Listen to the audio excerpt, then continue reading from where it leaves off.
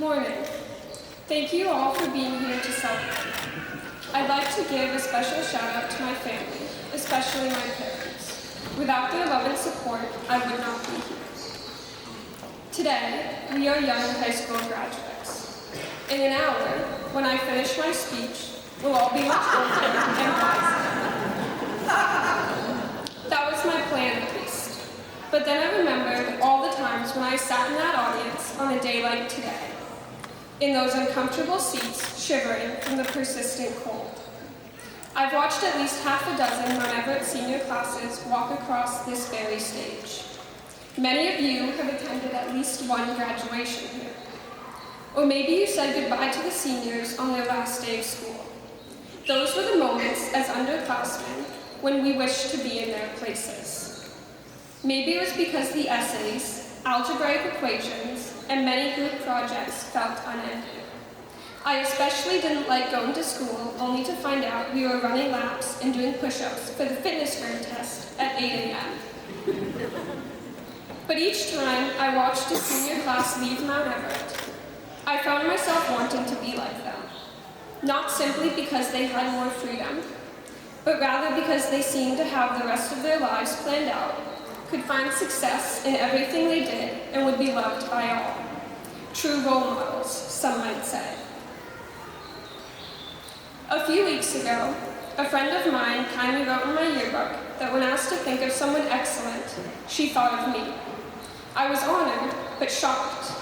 I didn't feel worthy of being admired by someone who I also admired greatly. So, when the time came for me to say my goodbyes and prepare to leave Mount Everett forever, I was beginning to question what it means to be a role model, or rather, what it feels like to be one. Whether we feel worthy of it or not, as seniors, we are role models for the rest of the school. We read to kids in the elementary, and we share hallways with the middle schoolers. So, just for a moment, I'd like you to think about a person you admire. It could be someone famous or someone close to you. An athlete or movie star, a fictional character or your favorite musician. An older sibling or parent, a teacher or a friend. I know someone on stage is thinking of Troy Bolton. You know who you are.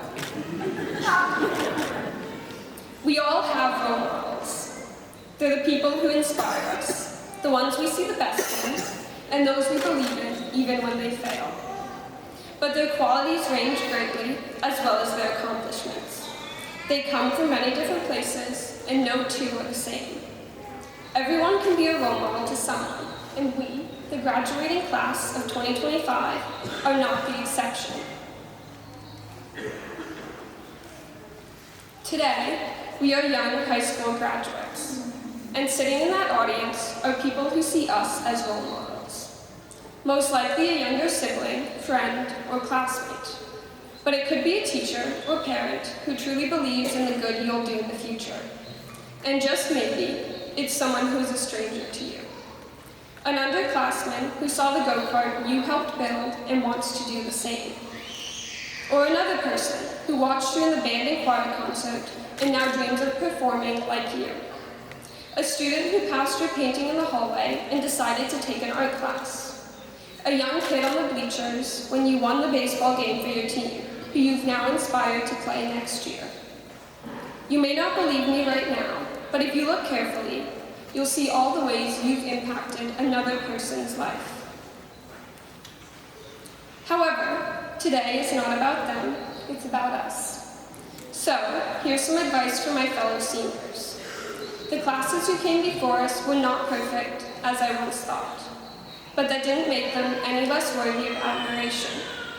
Our role models don't always feel the way we expect them to. Nevertheless, we don't call our friends weak when they make mistakes, so don't be afraid to make your own. We don't think any less of our teachers when they don't have an answer to every question, so don't expect yourself to know everything. And we cheer for our favorite athletes even when they lose, so don't give up on yourself when you fail. Treat yourself with the same patience, respect, and belief you offer those around you.